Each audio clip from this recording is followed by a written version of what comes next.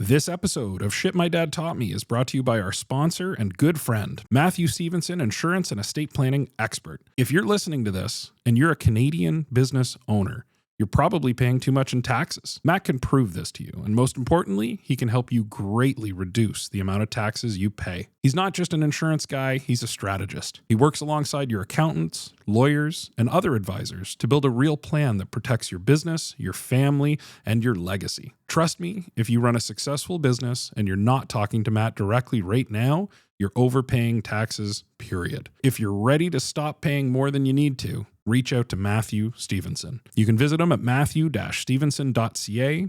Shoot him a DM. We're going to tag him on this episode. Tell him Chris and Jamie sent you. Thanks, Matt. Rock and roll time. Shit my dad taught me. Shit my dad taught me. Welcome, man. Thanks. Thanks for coming in today. We got a VIP in the house today. We got Antoine Vaillant in the house today. The VIP. There it is. VIP. So why am I important? And Well, You're a big deal, man. come on. thank you for asking. In the literal sense as well. You're a big deal. No, because he said he doesn't know me. Then he calls me a VIP. Yeah, bro. ChatGPT. Yeah. We start off the show with a little ChatGPT introduction, so I'll Oh, start that's right fine. there. I love chat. See if he's right. Let's see. Yeah. Antoine Vaillant is a powerhouse in the bodybuilding world, a former rugby and martial arts kid from Montreal. No rugby. Oh, No. Where'd Chat?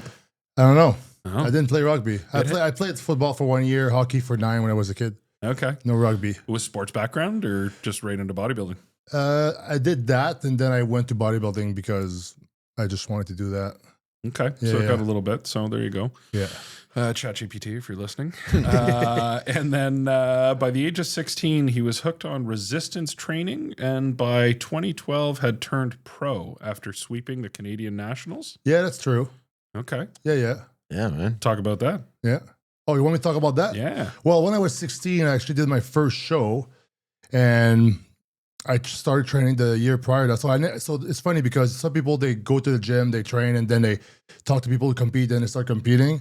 I joined the gym to compete. I told the guy, and I never trained in the gym before, I said, I want to compete in bodybuilding.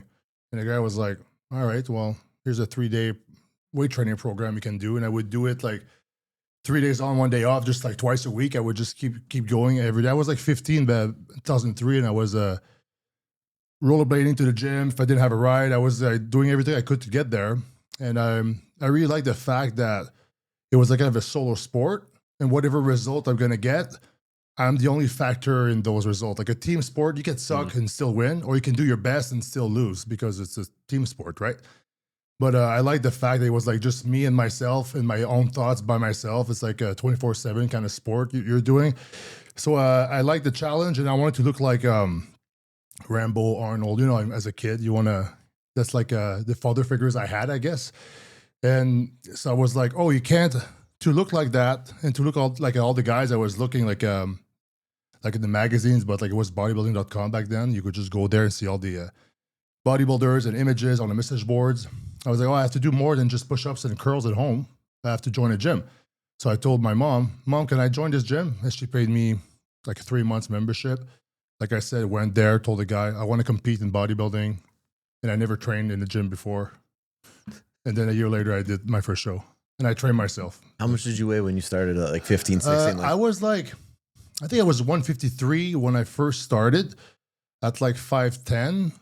And then I did my first show at 175 a year later. And then every year I kept getting bigger and cutting and just improving, you know? Yeah. Yeah. Yeah, but I was like 153, but I was like kind of like ripped already, you know, because of all the activities I was doing. And I was trying to still eat well, kind of, you know? And when you're young and you move and you're a teenager, usually you kind of lose all your fat anyway. So I was in good shape already. Then I started eating like a bodybuilder, and I gained, I think in my first few months of training, I gained like 30 pounds real quick. I went up to 185, and I was like not even like 16. So I was like, oh, you know, if you're a kid, imagine that you're a kid, you try something, and then you become good at it really quick, and people comment on you like that. Your brain's gonna be like, oh, this is awesome. It boosts your ego. You just want to keep doing it. So yeah. Subconsciously, I want to keep doing it for that reason too, but I also enjoy the training part and pushing myself. But for sure, the validation I got from it probably like made me go towards that a lot. Because 3 months of somebody focusing on like puck handling skills, they're not suddenly going to be really good. Right? There's nothing in the world right now could do for 3 months and become like as good, really, really good at it. Yeah. You know, unless you put hours every day. But it's like, so like when you're a kid, it's like this can happen. You know? Flipped quick. You're just gonna. I think every teenager probably has this one thing they could be like really, really good at. They just need to like stumble upon it. Try different shit. Or sometimes they love something they're not genetically made for. Like if you're 5'8", you want to be in the NBA, you better dribble fast or something because you'll have this advantage, right? But if you're a kid that's like 6'8" and you love basketball, good. But if you love like horse riding, you can be a good jockey at like 6'8". Right. You know, it's like I got lucky that I fell in love into a sport where genetically I was like already good at, the potential was there. That's awesome. Yeah. Yeah, and go back to being a kid, man. So Montreal, what was it like growing up? I was born in Sherbrooke, which is like 2 hours east of Montreal, but I always say Montreal because it's easier to like people to understand where it is. And my parents got divorced at 9. I don't remember a lot before that. And then that was very like kind of turning point. It's like I feel like sometimes my life started there instead of like when I was born. I feel like when the divorce is like when I really like my life started, which is kind of weird when you think about it. But my mom, I was with my mom, and then my dad had alcohol problems, alcoholic, right? So he was like, did his best. But the thing is, at 20 years old and you're an alcoholic and you have a kid, it's like, and you don't have any recovery, it's like it's a bad hand of cards. Yeah. So at first I didn't understand, but now I did for the different reasons. But yeah, so there was like back and forth. My mom was the one who raised me pretty much starting from like 12, 13 years old as a teenager. I was with my mom most of the time. So yeah, but other than that, sports, hockey, I didn't have a lot of friends, I find. Like when I was a teenager, especially, like my friends were, because my mom would work in a high school that I would go, and it was 2 minutes from my house. So I would just, during lunchtime, I would just jog back, try to beat my time every day, jog back. And then I would go online and I would talk with my friends online. So I would make friends online in 2002, 2003, all that stuff. So I would rather do that than just talk to people in real life. I find sometimes it was like, I don't know. It's like I was more shy when I was a kid. And you could be a different person at that point, chatting with people. Yeah, no, it's easier. And you all had the same interest because you're going into like a specific website and to talk about like martial arts, training, all that stuff. So I didn't really relate to anybody at school. I guess that's what it was. Like all these kids just like doing other cool school stuff. Like I didn't go to prom. I didn't even try to go. I just went home and I just, whatever. I think I'd probably train or something that day. So I was just a little bit different than the average teenager in that sense. But there's so many teenagers that are different that it's kind of like the norm for a teenager also to be different. It's normal to be different. Yeah. Because you're trying to find yourself at that time, right? So I think I find myself with like, oh, I'm going to do this martial arts stuff. And then I went through to bodybuilding and this is what I wanted to do. So, yeah. How's things with parents today? Like, how's your dad? Is he still with us? He's good. No, he's good. I text him like we text every day for bouts. He says good morning. I send him a picture of his grandson, and then that's it. So, but it's good. It's the best relationship. The best relationship I have with him, I find, is right now. It's because so if you hold on to things too much, and then you're holding on to the past, you have resentment. You're just gonna, you're gonna mess up the moment right now. I know you'll probably talk about it, but like, do you find that because you kind of went through some struggles and you kind of can relate to like the situation he might have been in back then, that it's helped now? No, for sure. I understood right away. If you're powerless over drugs and alcohol, there's no way you can win that fight. So the only way you beat it is just surrender, and then you accept outside help, and you got to find like a healing in a spiritual program or whatever it is that works for you. Yeah. So my dad is like at 20 years old. He probably didn't have a lot of support like maybe like I did. And maybe at 20 years old, I wasn't ready to stop partying. I was starting. Yeah. You know what I mean? But if I had a son back then, I would like to think I would have stopped everything and be there for him. Or would I stop for like a year and then be justified just one weekend? And me was never one weekend. So who knows, right? I probably would have not been as a good of a father or present, at least as right now. Because I just had my baby 8 months ago. Now it's like it's awesome because I'm like, oh wow, I can give him everything that I didn't have. Yeah, for sure. Yeah, that's amazing. So, but yeah, me and my dad are good. My mom is like the best. I'm seeing her today. She's driving she bought an RV. She's driving down. So we're gonna hang out, and then she's gonna see her grandson. So it's cool. She gonna go travel Canada, or what's her plan? Yeah, she bought this cool RV. It's like a Sprinter, I think it's called, the Thor Expedition or something. It's on a Mercedes frame. It's like there's the bed, shower in there. And that's awesome. Yeah, so she's like kind of retired, so she does what she wants. She's just gonna go live free for a while. Yeah. That's awesome. And you got an 8-month-old at home. Yeah. First child. Yeah. What's that like? I think it's the best thing in the world because you think you love your wife and you have this amount of love you can give out to the world, but I think having a child kind of like increases the capacity that you can love. So it's like every day is like I just can't understand. It's like I think the closest thing that I could that could compare to looking into the face of God is when I look at his face, because it's like, where does he come from? He's like so perfect, you know what I mean? So it's just it's like sometimes it's like overwhelming, but like you take it all in anyway, and it's just it's a good feeling, especially like you have a good wife, you have the house. It's like it's the perfect like scenario. There's no complaints at all. I mean, I could complain, but that would just dull them, like make the moment not as good. Yeah, there's nothing to complain about. Yeah. Yeah. You still able to keep up on training and work, and you find a balance? Yeah. I mean, for sure. I mean, I don't train in the gym as much right now. I started doing grappling. Yeah. Just to give it a little change. And man, this is like way harder than working out in the gym. It's like you have a 200-pound dumbbell coming at you, trying to strangle you. It's like a little bit harder than just a dumbbell press. And at this age, like the injuries come a little bit more often. You know what it is? At first I was really hurting myself because I was, if somebody comes at me, you get stiff, you're trying to muscle it out, and if you don't know a lot of technique, you just want to kind of like, what can I do? Just overpower and grip, and then my arms would be destroyed. But now you're gonna be just more loose and relaxed. It's almost like when you're grappling, like jiu-jitsu or whatever. It's like you almost like think about like, oh, you're playing. You're just doing a game. You're not trying to like stay fluid. Yes. Yeah. So yeah, I've been doing that. I train. I still train every day, but I'll do the gym like 3 times a week. Maybe I'll try to grappling twice. And there's a yoga place near my house, and I also have some time.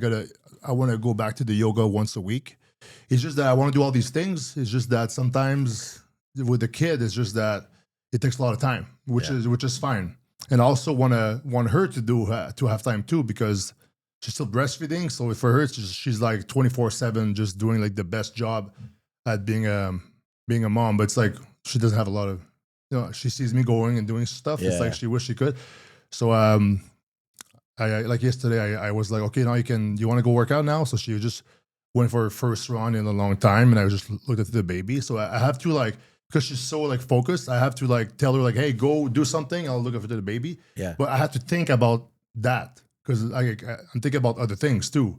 So it's just it's an adjustment. But I think with communication and patience and compassion, you can deal with it. Are you still? When I met you 5 years ago, you were training at Pure. Are you still training at Pure? Or are you training? No. I'm near by in Hamilton. It's called Amazing Fitness. It's like just 8 minutes from my house. Yeah. Because if I cross to go to Burlington and come back at peak hours, it's just like you're an hour and a half of travel. I'm wasting time. Yeah.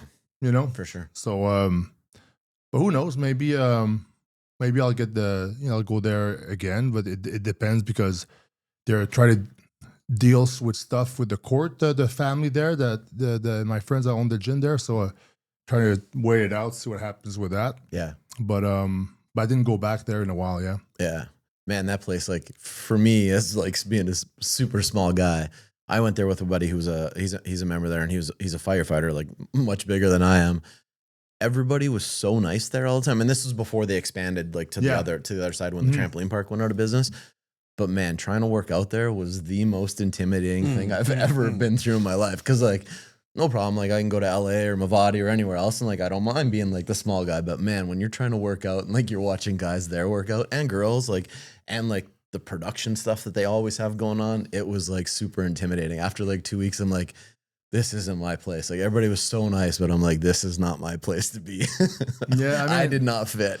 yeah, if you're not comfortable, you don't have to be there. But And that was more like a self-conscious thing. It wasn't anybody else doing that. It was it was a self-conscious no, thing. no, I get it. But most people are nice. There'll be some dickheads, but like if you go to the grocery store, there's some There's a dickheads dickhead and there's everywhere. nice people For sure. So it's the same thing, right? So you just will always try to gravitate towards the positive people. For sure. So, but yeah, it was an awesome place, like good vibe for training, and all the cameras is because of content, right? Yeah, for sure. Like everybody's a fitness influencer nowadays. If you Yeah. work out, then you have results, you kind of want to share them online. Yeah. And I get that, that's the reason why I was starting doing videos all these years ago. I was saying like with the martial arts stuff, I was doing like cool tricks. I want my friends to see that, so I would put it online, right? Yeah. It's like you want to get a little bit of validation and just share what you're passionate about. So I get it. So yeah, the gym this gym was crazy place for like content filming, and it's also good because the background are dark Yeah. and uniform, so if you can stand out. So it was created with that in mind too. Right. So it's like the hub for like content creation and stuff. But now there's more and more popping off with For that sure. style, Yeah, for Yeah. sure. Yeah, and you've built a really nice online presence for yourself. What do you attribute that to? Yeah, you got a big following. You got 500,000 followers just on Yeah. Instagram. Yeah, I think I got on Instagram when it first came out. I didn't even know what it was, right? And I was doing videos on YouTube. My first one was 2008. I uploaded there, and it was on and off because I was struggling with like drugs addiction and stuff. So I kind of like fell off, and coming back fell off, and it's just not good for the algorithm. But I think why I got popular is because there was not a lot of people doing content back then. So that gave me a little boost at the beginning. And then just because I was pretty good at the bodybuilding, winning my pro card, doing the content, posting stuff on Instagram, and then doing these shows. And because every time you do a show, you get shredded, and then people are like, oh shit, you get more traction if you're like super lean Yeah. and freaky looking, right? So like every time you do a prep, you gain a bunch of followers usually, and people share your things. If you win shows, you become more popular. And it's just I've been in the bodybuilding industry for like 22 years when you think about it. If you start when I was 16, so that's why I guess if you're good enough at something for a long time and you share online, people are going to notice. And yeah, I also think because I try to just be myself too when I just go online and stuff. I just I don't try to like fake anything, and I just people like my videos because some of them are funny, some of them are goofing around. And Yeah, you do random shit like just gardening and like fucking plants and stuff that you're growing. And stuff like that. I share what's going on. Sometimes when things were crazier, I was sharing the more crazy stuff, but now it's like, oh, I'm gardening. Here's my son. How those videos change over time. Yeah, I know, which is fine. I think that's something I was struggling with doing. Sometimes I still do. Like, because I got the YouTube, right? I got like a good amount of subscribers. Like, I don't know what to do there. It's like because I don't feel like I want to do a training video really, because I've done that for so long. But if I feel like it, I'll do it. So what am I supposed to post about? Then I had to remember like why I started YouTube. Sometimes when you start something, you kind of lose interest. You got to go back to why you started it. I just wanted to start it to just share stuff I like pretty much to do. So I need to just go back to that and do it. So, yeah, it's going to be some weird videos coming up about gardening and nunchakus and stuff. So yeah, it's fine though. That's great. Yeah. Take us through a bit of the path, like when you first got your pro card, and then take us through a little bit of your professional career and like some of the things you've been through. And yeah, so when I got my pro card, I was just like I broke up like 3 weeks prior, and it was kind of a rough breakup. When you're younger and you think you really love somebody and you're kind of codependent almost. It's like kind of rough emotionally. It's like it kind of hurts your heart, right? So I was like, I gotta eat all my meals, do all my cardio, and then the show really helped me out. And then I kind of like overcame the breakup. And then then I won my pro card, which is like the highest level you can get in Canada on when you're not a professional. And then I won the pro card, and that was like a giant relief. I think one of the best feelings in my life was like, besides stuff related to my family and stuff, and being like happy about that. But like a one-shot thing of feeling is that even more than drugs that I did was like when I won that pro card, it was like, oh, I struggled, overcame, and I came out at the best of what I do in Canada. So then I became a pro, like all the idols that I looked at when I was younger, like Ronnie, Jay Cutler, all these guys. I became the same rank as them. So then I was like, wow, this whole time, she gave me a hard time. It wasn't going well. I stayed off like the party too during that time too. Now I was like, oh, got my pro card. I deserve to party. I felt entitled that now I could actually party a little bit and lay back. But for me, also what happened is that I had a sponsor back then, Universal. So I stopped working out at the gym just before the prep so I could focus on the prep and also just do the sponsor stuff, videos for that. So I came out young, single, in shape, and all this stuff. And then like the best at something, I was like feeling good. Taking over the world. Entitled that I need to party, and then I have no schedule. So I started partying as much as I want. So like, who wants to party on a Tuesday at 1 p.m., 2 p.m.? Like if you think of who, it's not people who are normal. Not people that are being successful. No, it's like, no, I mean, successful. I almost put my hand up there. Did you?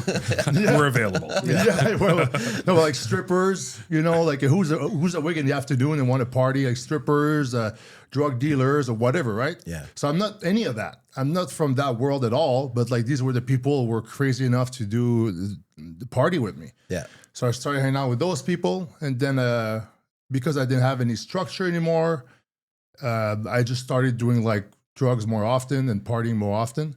And then something what happens is if you let's say like if you use any substance, it's because you don't accept the moment as it is now and you want to change it, right? So whatever my life wasn't enough. Then I found something that made me feel really good and I liked. And then I did that enough times, it became a habit. I would slow down for 2 weeks, and then I would justify, oh, I did good for 2 weeks.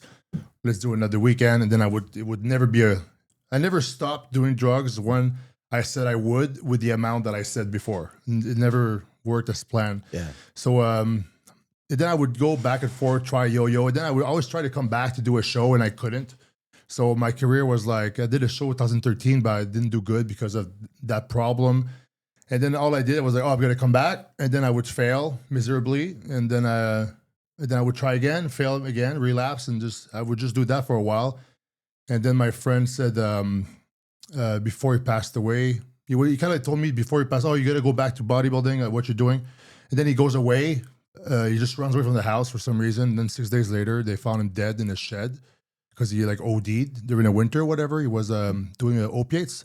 And so I was like, you know what? I think party's over. So you can even find a video on my YouTube, January 5th, 2015. I think it's like called like Why I Was Away, whatever. I explained a little bit of that I couldn't stop partying, whatever. I don't remember how I worded it, but pretty much said I was addicted and now I'm coming back. So the whole world knows I'm accountable. 2 weeks later, I relapsed. So I was like, wait, I thought because I decided I would stop that I could actually stop. Especially with that wake-up call of your buddy dying. Right? Yeah, exactly. Yeah. So, but then 2 weeks later, I relapsed again. Okay, now it's going to be the last time I do it. So I would go hard because it's the last time. So now every time was the last time in my head after that. I would go even harder and harder. So it's just, it wasn't good. So I realized that I couldn't stop. And then I thought that moving to Toronto, Montreal's the problem. I'll go to Toronto.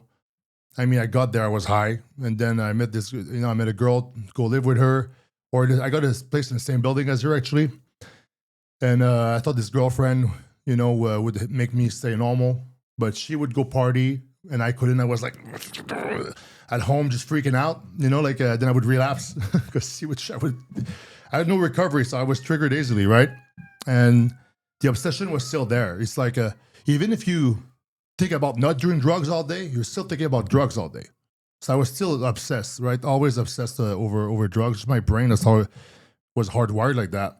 So point she finds me passed out in my car because she had to find my friend because I was up for a few days and I just pulled my car just in time, and I think that my car was still running or something.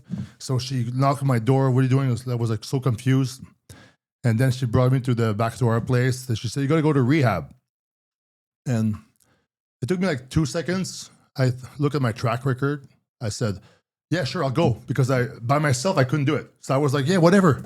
I said, "I'll go." Like I'm not still gonna argue. I have no like I can see it like I'm caught red-handed and I just keep lying and stuff. So I said, "I'll go." So that was the start of my recovery for real, where I went to a program that was 2015, my first one.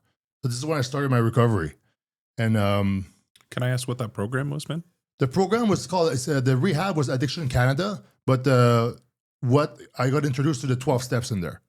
12 steps is like AA, but there's NA, there's OA for Overeaters Anonymous, there's Sex Love Anonymous for like the sex addicts and stuff, and How many of those classes were you set up with? I tried, it's funny, I tried a few of them, but NA is the best for me because it's Narcotics Anonymous. Yeah. And so that's the 12 steps I do, but I'm not a representative of NA. I just use the program because sometimes like there's in the program, it's a part of the principles is like we never like talk about like our representative of the program. It's like we have to keep like some type of like anonymity or whatever. So I'm not a representative. I just like to spread the message to the still suffering addict. So that's why I talk about my recovery, my program. But yeah, so I got introduced to the program there, and then I did 5 other rehabs after that. So it wasn't like I did 30 days. Oh, I'm good, and then I thought I was good, and 3 days later I relapsed after my first one. Fuck, eh? Yeah, I just couldn't do it. I was just it's like you decide one thing, and then you'll change your mind. It just had so much control over you. Yeah, for a long time. It took me a lot of suffering and rock bottoms to like finally like get it. And were you still training through all of this? Not as hard, maybe. When I was partying, I was in training, but then as soon as I would stop, I would start training right away. So I would like my genetics would keep me for a while when I was partying, and then I would bounce back really quick when I was training. So it's like I got lucky Because your muscle memory would bounce back quick. Yeah, because I was younger too. I'm guessing now that would probably not be the case, but it's just I was younger and lucky, I guess, for that. Yeah. So there was a lot of struggles. How long have you been totally clean now for? Well, now over 4 years. Good for you. Yeah, thanks. But when you make the math, is that I have 10 years of recovery, only 4 years clean. So there was 6 years that I was like, I did 5 rehabs. Well, I had before my last rehab, I was good for a little while, but with COVID, what happened is there was no, they actually banned the meetings. Can't go to meetings anymore in person, right? Because the 12-step meetings, you could go in person. There's like, you on Google, you find meetings in your area very easily, but they closed those down because of like the virus or whatever, right? So within 2 weeks in Burlington, 2 people overdosed and died as soon as they stopped the meetings. So it's like it actually killed people. Like, for sure. So they started doing the meetings on Zoom, and they had already, but they brought them back in the parking lots just because people really needed it. It just makes you realize that like the opposite of addiction is connection. So isolation is right related with addiction. So it's like they made the people like very weak. Yeah, set up to fail. Yeah. So anyway, so I didn't want to do the Zoom ones. So I stopped doing my recovery program, met a girl who was drinking. And then slowly I was like, oh, I can drink. I was like, God, I'm probably okay now. It's been so long, right? I could probably drink, which I did drink. But then I would drink it and I would think, when am I going to feel this? That's what my brain right away said. It's like, I don't think everybody like thinks like that. They probably drink and they just enjoy the moment. I like the taste and they just take their time. Because you don't drink to get high or drunk. Most people drink socially. Yeah. I was like, okay, when am I going to feel this? Do I need another one in 15 minutes? Should I do it like 3 pulled vodka? Like, what should I do? I was already thinking. Then I would stop, and then I'd be like, oh, okay, I'm good. So when's the last time I can do it? So it's like, this is how my brain thinks. Anything that's a substance, I will think like that. So yeah, I could probably go for a little bit without anything really bad happening, but in my brain is right away going to be like trying to like obsess over it already. And I don't even like alcohol. I never liked it. So I started introducing something else, and then eventually the girl like really hurt me. Then when you're really angry, you don't think right. It's like when you're angry, your IQ goes down. The angrier you are. So when I was like really angry about my ex or whatever, I was like, and then this other girl from Montreal was like texting me, "Hey, you want to party?" I'm like, "Ciao." I just left her and I just partied. And yeah, so that was right before my 5th rehab, which I went after that, and then since then I've been good. Yeah. Feel like something clicked there? Well, it's as soon as it's because I stopped doing the program, right? Because now I look back at my relapse didn't start as soon as I drank, or before. It started long before that. This is when I stopped doing my recovery program in the meetings, and then slowly it's like it's imagine you're doing a race against addiction or the devil, and if you slow down, catches up eventually, right? So that's what happened. It's when I say I'm in recovery, it's like I'm not going to be recovered one day. I'm doing recovery every day for the rest of my life. You're always running from that devil. Yeah, but I just think about today. So today, what can I do to stay clean, be the best I can be, and do the right thing and be true? And then I try to do the best of that until I go to bed, wake up the next day, think of the same thing. And then this is how the days pile up. It's not like I do one step to 12 and then I'm done step 12, then I'm healed. There's not like that. So if I stop, it's like imagine that addiction is a disease, and then you let's say if you're diabetic, you stop taking insulin, your blood sugar will go high, and at some point you'll die. Well, I'm an addict, disease of addiction. If I stop my recovery, which is my medicine, what happens? I'm sick still. I'll get sick again. It's like that's how I am. It's like my brain is hardwired to kill myself pretty much with different things like drugs. So I need to like take something for that. And my take something is actually a spiritual program, which is kind of weird, right? When you think about it. We hear a ton about it, man. Yeah. Like we're big believers in that for sure. Oh, nice. Yeah. So yeah, because before Bill and Bob wrote the 12 steps, there was there was no opiates epidemic. There was no opiates. How do you say that? Opioids. Yeah, you're right, man. Yeah. Opioid epidemic. Yeah. So there was no opioid epidemic. There was an alcohol epidemic, and the people going to the hospital dying. They would try to figure it out with science and this and that and all kinds of therapy. It wasn't working with them, so they would come back worse every time. And then Bill and Bob met, finance guy and a doctor. They were both alcoholics, and they tried to meet. They met at some point, and they were like wanted to like find a solution for that. And then they would go around different hospitals and help people and just try to hear them out and just think of some ways. And I'm really like summarizing it, like maybe You're making it simpler than it was, yes. but yeah. And then what happened is that they realized that both of them didn't drink for months. Hey, we didn't drink for months. So what happened is because they were together, two recovering addicts, helping other people. This is the cure. It gave them like a purpose and direction, and this has to be the program. So the 12 steps is a way of living, pretty much. And if you follow it, it works. That's the prescription. And that's the prescription. And the thing is, after that, addiction is the only thing that can cure it. Well, not cure it, but like put it to a halt and improve your life. Everything else, there's no pills that make you stop wanting to do drugs. There's none of that. So where science failed, this spiritual program prevailed and saved millions of lives. With that book they wrote, the big book of AA, they saved millions of lives, and all the 12-step programs came from that. So that's a 101 little story, but like it's crazy how like a spiritual program actually saved lives where medicine couldn't even like do it. There's a proof right there that it works. I've never heard of like anything else working as well as that for addiction. Yeah, and the big piece of that too is the part you touched on when you said about, during COVID times, the meetings being closed. Yeah. The community piece is so important. That's what it is. Like having support, having camaraderie, having like your example of the two folks going through recovery at the same time. I'll get a DM or an email, and it'll be a guy reaching out who might be in crisis or is looking for like what those next steps might be. There's no know. And until you have somebody who's willing to have a conversation, hold hands, take that road together, that's powerful shit. But there's a lot of guys that don't take the step. No. Think they can beat it. think No, they of can. course. Step one is like admitting you're powerless over your addiction. And they think that Yeah. that's a failure if they have to admit something like that, but it's not, right? Like really, that's the award is realizing that you've got something to overcome. I mean, it's never fun when you started. So yeah, you feel like a failure, but you're probably sick of being sick and tired at that point anyway. Yeah, So it's like you want to change, right? It's like there's like the gift of desperation. It's a thing in recovery. It's like when you're in despair, it's almost like a gift because this will be the catalyst to start your recovery. The lower you have to hit rock bottom because that honestly, if I didn't have all these bad consequences, I would probably still be doing drugs. right. It's like, why would I be lying? If you were just coasting and Yeah, competing, if I could get still away, and if I still could doing get away well. with it, I Yeah. would have kept doing it because that's how my brain was. But I couldn't. That's the thing. I was not a functioning addict at all.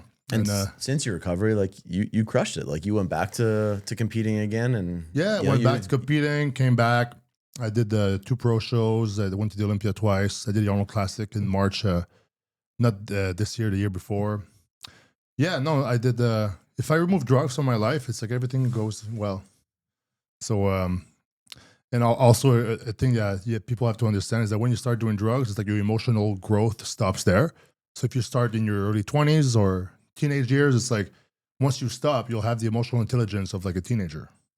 So it's kind of like, then once you get clean, it takes a while to learn how to live without drugs and to deal with life on life's terms. So that took a while too. But I feel now it's like with the timing of meeting my wife, like 4 years ago, whatever, then having the house, and it's just everything was perfect. So it's like now it's like whatever was a curse before, like my addiction was a curse. Now it's like a blessing. It's like it was like an affliction before, and now it's like I'm grateful for it. I'm grateful that I went through all this stuff, and I'm grateful for everything because now it led me to me having a beautiful wife and son. If I changed anything in the past, it wouldn't be the same today. Yeah. So it's like it's pretty cool how the whole trajectory how it happened. it's amazing, man. It's a great story. Yeah. That is so much of it, though. Jamie and I talk about loss. We talk about the things that have defined us, and it usually comes out of some kind of, call it tragedy or some kind of, just shit hitting the fan. And then you're like, oh, well, that didn't feel good. Got to pick up those pieces. And it's hard, man. It's hard. What's, so looking forward, we got a new baby boy. We got a great relationship. What do you think's next? I mean, I think just spend time with my son and my family. Make sure they got. It's funny because when you're young, I was younger. It's like I wanted to like pretty much like crazy ambitions of like obviously competing, being the best, and in Canada, getting the pro card and try to change the world somehow, but have a big impact. But now that I have my son and my wife, you know what? If I can just be there for my son and make sure he's got everything and her too, this is it. It's like my purpose is like went from all this to like way smaller, and I'm okay with that. So it's like I'll just focus on that. It almost takes the pressure off on everything else too, right? Yeah, because it's like okay, all this other shit that I thought mattered don't really matter that much. Yeah.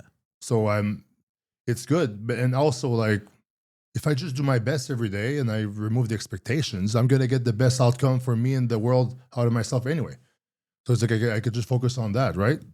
Yeah. So as for the future, I mean, yeah, I'm just still like enjoying and adapting to like fatherhood, I guess. So I'm focusing on that, just working projects with my friends and my sponsors and stuff, and working out the grappling's a new goal. Because if I don't compete like for a year or two, I need to have another goal because I do want to always better myself in something.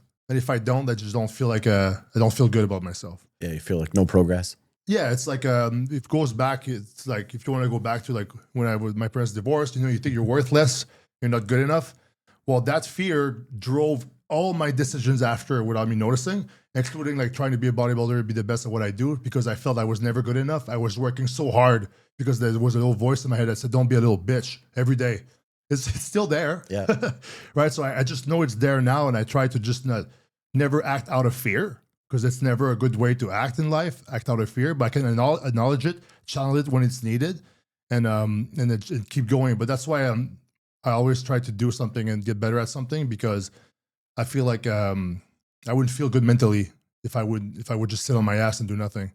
If I would just sit there and do nothing hard, I would start like feeling really bad mentally.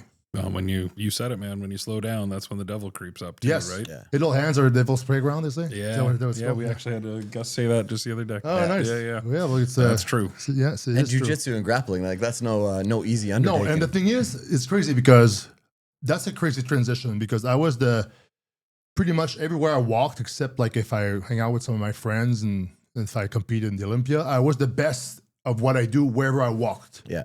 Right? I'm the bodybuilder guy. There's only a I built handful all of this guys in the world that were better. Yeah, there was like I was top 15, right? So Yeah. it's just so everywhere I walked, I was the best, and people were like, they still comment obviously and stuff. So I was like, oh, okay, I get used to it. So I'm used of being at that level in what I do and what I love.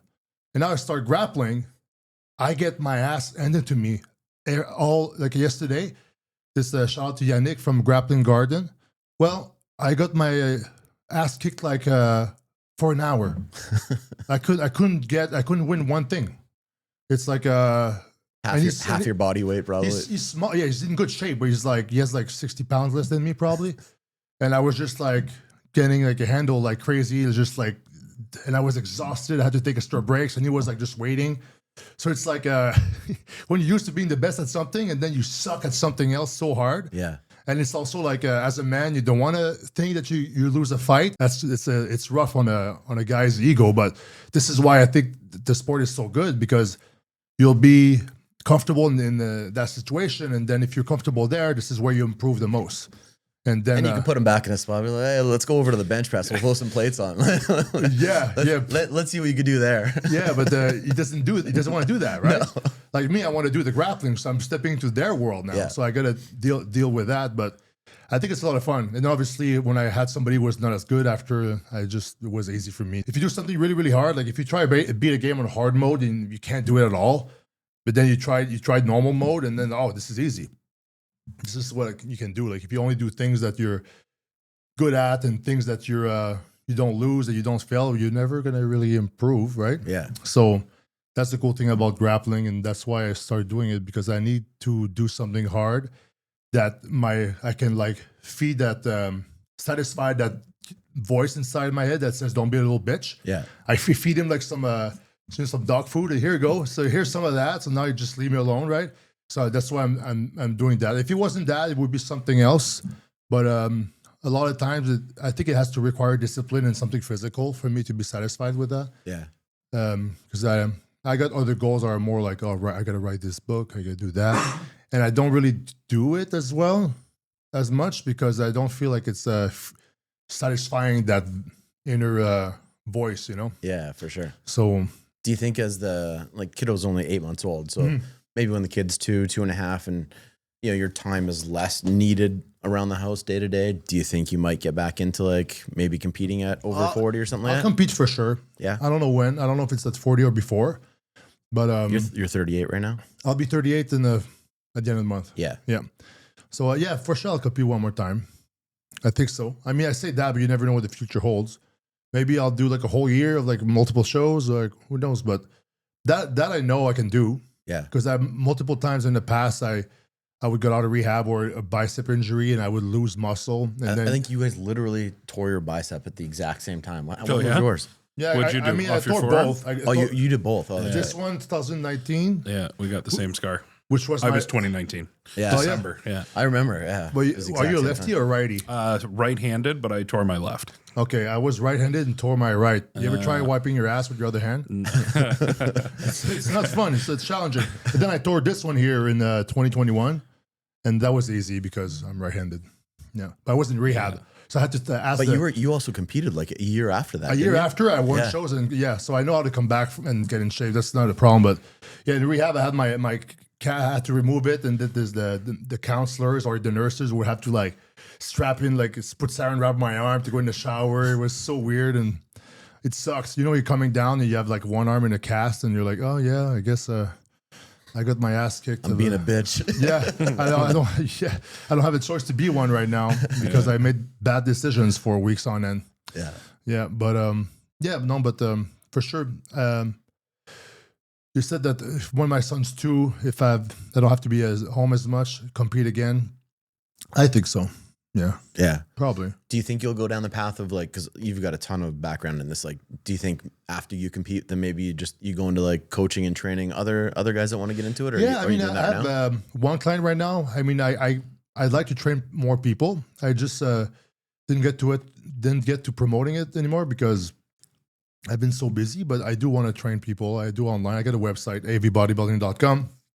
There's my email there. You can go there, email me, and I think my wife is going to answer that, and then I will just connect. Or you can go on my Instagram, Antoine V87, send a DM. I accept clients right now, so I do the online clients, and I use this app, FitLog. It's pretty cool because you can track everything on there. Like I put all the meals, all the training, all the cardio on there, so it's like I can just supervise people really well, and every day if they want to send me a message, I can answer to them too. So I give good service. I just didn't get to it yet. So, but for sure, when you retire, or even when you don't retire, like my friend Morgan is competing like in August 5th or 6th, and he has like a lot of clients, but he's at the peak of his career too in bodybuilding. So I don't have an excuse right now. Like I'm not even like I'm like semi-retired and doesn't matter.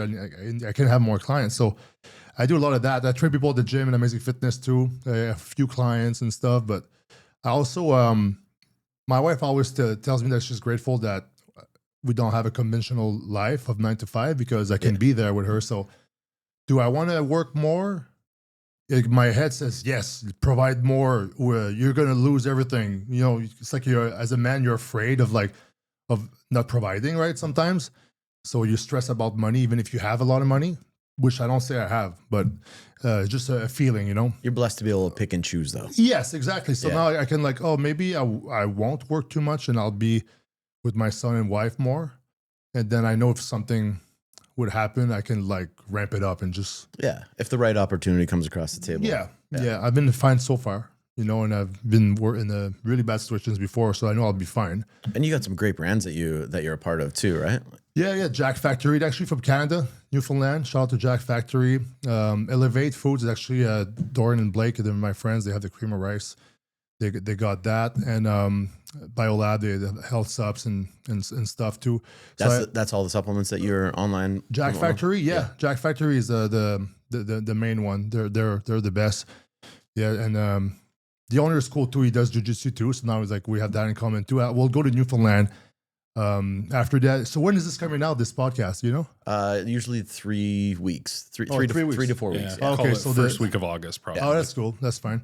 And but yeah, I've got all these nice sponsors, and it's great. And also, IVB AMA is the podcast that I do with my friends and stuff. We do mostly show reviews lately because it's IVB Pro seasons right now. It's like it's at its peak, and there's show like every weekend. So you guys do all the nitpicking at all the guys. Yeah. So exactly. So we see we look at oiled up men on speedos on stage, and then we criticize how they look. Like you know, it sounds weird when you say it, but yeah, we go over the shows and who's winning and stuff. So it's a lot of fun, and we talk shit too, obviously. You know, amongst friends. So that's on ivbama.org. That's another thing I do. But I do some other stuff too. I just don't know.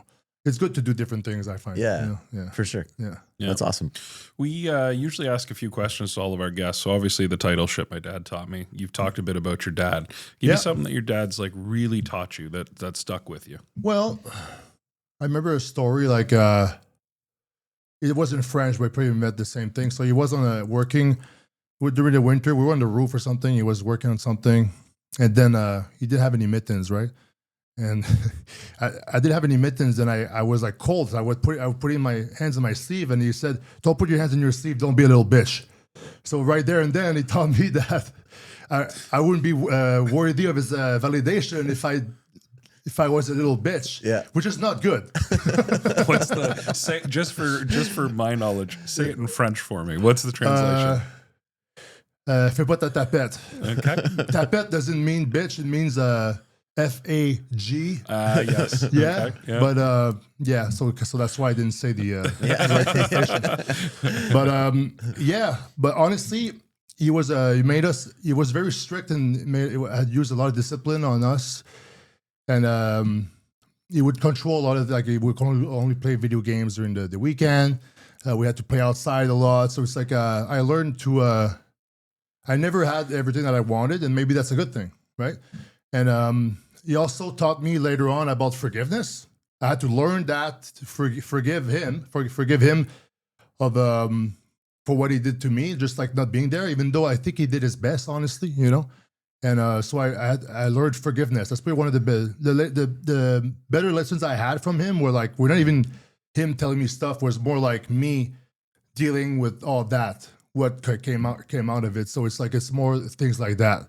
There's nothing really like that he said, you know, because when you're young, 9 years old, and He didn't sit down and have a heart to heart with you. no. And then I was hanging out with him too, like for like a year 10, 11, a little bit. But it's mostly like besides not being a little bitch and like show weakness in the cold. Yeah. That's not a good example.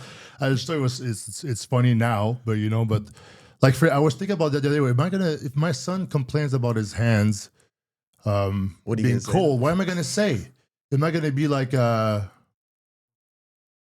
I don't know. That's the thing. As a dad, it's like everything's new too. Like, do you want to say the right thing? You're gonna be like, oh, put your hands in your armpits and 'cause keep them warm. Yeah, because go see mommy. Should be. I wouldn't probably say that because I find that because I didn't have everything that I needed sometimes or wanted, it built me. Like even the fear of not being good enough, even the pain and suffering that I had, probably was a big factor in me pushing myself hard as I could and successful in the sport that I do.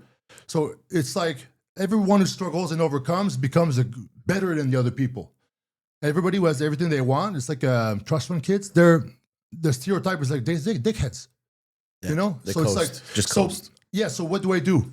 Do I make him you don't want to make him suffer by purpose.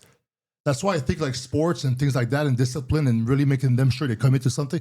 That's really where this can be channeled. But that's a good question. What would I tell my son? I would probably say like, well, what are you going to do about it? Please say that. Yeah, there you go. Put it back on them. Yeah, what's good about it? Where's your mitts? What do Yeah, wanna you do? forgot. Yeah. Just go back down and get your mittens. Yeah. So I would probably say that. Yeah. And then when I come back, I say, oh, good job. And, you know, you always want to. Give them validation. Yeah. So it's like, I want to be harsh on them and make them realize like, yeah, that's dumb. Yeah. It's your fault. Go get your mittens. And I think I would do something like that. Not say like, don't be a little bitch and keep the hands out and freeze there.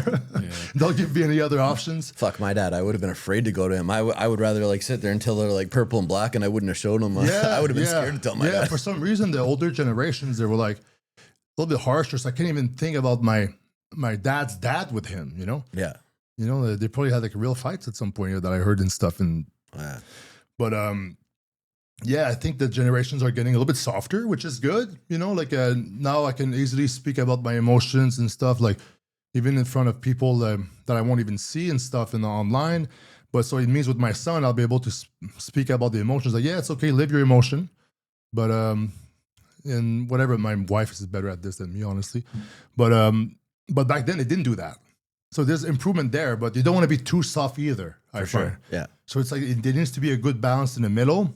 And right now he's too young for me to even apply that and find out what it is. But I I still want to see them go through some adversity, right? Like Yes. we don't want our kids to coast through life as much No. as like they could if they wanted Do you guys to. have kids too? Yeah, I've got 3 boys and he's got 2 girls. Two, yeah.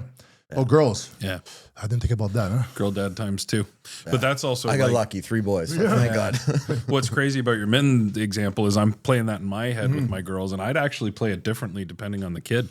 Because Oh, like yeah, I can 'cause they're talk to different. one different than I can talk to the other. Like with Lucy, my oldest, like she loves to chirp and she loves to like joke around Yeah, and whatever. yeah. So I could play it that way. But then with Yeah. Ella, like if she told me her hands are cold, her hands are cold.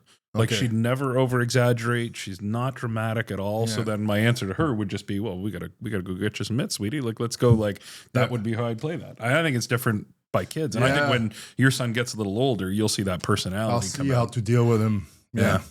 Yeah, Hmm. kids will show us the way, man. So then fast forward 20 years, your son is sitting in front of Jamie and I, and we ask him, Yeah. give me some shit your dad taught you. What do you hope he would say?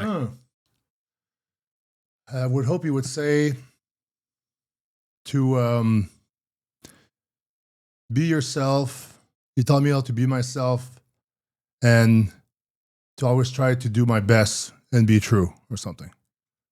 I don't know. That's the most basic thing, right? Everybody wants. No, real. Authenticity Just is be real. underrated. Yeah, man. be real and just do your best. Yeah. Go back to your answer about content. That's why your shit plays well. Yeah. It's authentic, right? Yeah, Like you know yeah. who you are, and Yeah. that's a skill.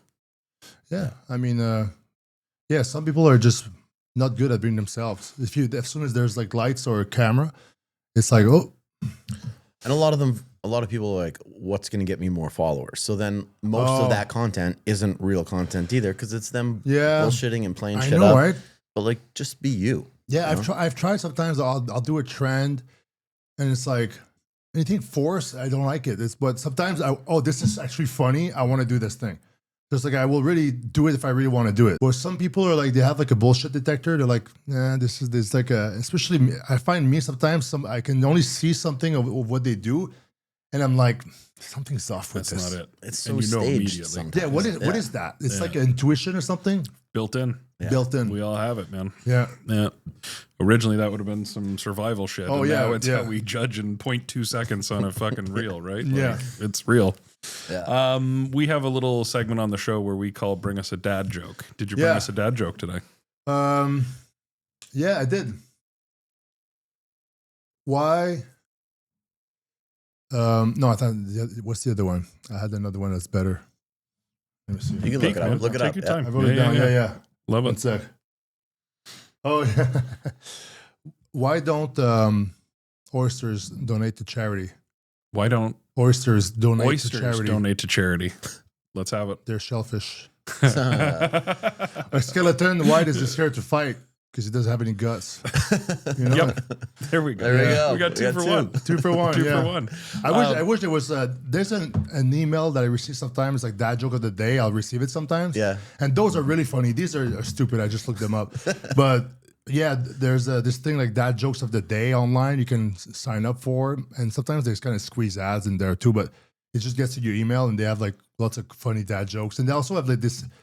There wasn't there some other YouTube videos I saw like it's two guys saying Yeah. dad jokes to each other. And they Yeah. face Those, off. those are really funny too. Yeah. Yeah. So yeah, A lot of them are sitting on the dock, like those ones where they're sitting on the dock together. yeah, instead of those are just- good. Yeah, Yeah. the ones I said are not that good. So you gotta if you want to satisfy We'll your probably dad do jokes. something like that for fun one time. You and I. Yeah. on a Yeah, you dock guys or just like the whatever should dumbest just, ones. yeah. Yeah, I tried to find a dirty one. It was like content policy. Didn't want me to say. We had one on our last episode that's gonna check that box. Oh yeah, Oh yeah, that's good. We, Perfect. We get the heat brought sometimes. I know We one from like 2 or 3 episodes ago too. we talked a little bit about your sponsors. Is there anybody else you want to plug, shout out? I mean, shout out to my mom, shout out to my wife, and she's doing an amazing job right now. And my son obviously doesn't understand yet. Maybe you'll see this later. That'd One be day, man. Absolutely. Maybe, yeah. That'd be pretty cool. Be a good sign for you guys to just little be still time around. capsule. Yeah, Let's go. Let's go. I'll be Jack Factory, Elevate Foods, IVBMA, Biolab. These are my sponsors. You can check my Instagram, Antoine V87 on Instagram, avbodybuilding.com, my website. I got Twitch, Antoine Vaillant on my Twitch. I started streaming yesterday again, video game stuff. But I also do, this will be interesting for some of you guys who are maybe struggling with mental health and or addiction. Every Friday or Saturday, but usually it's every Friday around like 9 p.m. I do a Antoine Anonymous on YouTube live stream where I'm gonna go on there and for about 30 to 45, maybe an hour, I'll do like I'll share about my recovery. You know, like we just talked about it earlier, like some of that. But then there's the live chat, so people can come and tune in and Be a part of it. They can ask questions. And I can help them out. And obviously, I'll only answer with my own experience, you know, the strength and the hope. But I don't tell them what to do. I can give suggestions, right? But people have to want and figure it out for themselves. But if they have a question about it, I can always answer with my own experience. So I wanted to do that to just give back. You know, obviously it doesn't get a lot of views and traction because it's not flashy, right? We'll get the boys to put that up there though for sure. That's, that's a big deal. It's called Antoine Anonymous every Friday 9 p.m. on my YouTube channel, youtube.com/Antoine Vaillant, and you just go once it's live. If you hit the bell, you'll be notified. But once it's live at around 9 p.m. Eastern time, I'll be there and I read some text and I talk about how it relates. So even if people don't really talk and ask a lot of questions, I can just ramble on for a while as you You know, I don't have problem talking on a microphone. Yeah. But yeah, so I think it's good that's a good thing that I do, that I don't do it for money or just for like, it's mostly to Just give to back. help people, community. Yeah, it's also, the thing is, it also helps me, because they say in the program that you can only keep what you have by giving it away, which means if I want to keep my recovery, I got to give it away. So it closes the loop of the program, giving back, you know, spreading the message to the still suffering addict or still suffering person, doesn't matter. So, and girls can go on there too. There's a few girls on on the chat, and because addiction knows no boundaries, doesn't discriminate. If you're black, white, if you're a woman or a guy, that doesn't matter. Addiction will get to you. So if we're it's almost like the enemy of my enemy is my friend. So if the enemy is addiction, well, everybody who's suffering from that, it's like we're all together, you know, trying to overcome it, and we can all help each other. And we can do that Friday night, 9 p.m. Eastern time on my YouTube channel. That's amazing, man. Yeah. Appreciate that. Awesome. This has been good. Yeah. Pleasure having you, man. Yeah, no problem. Thanks So for taking appreciate your time. time. Appreciate your honesty. Yep. Thanks, Yeah. man.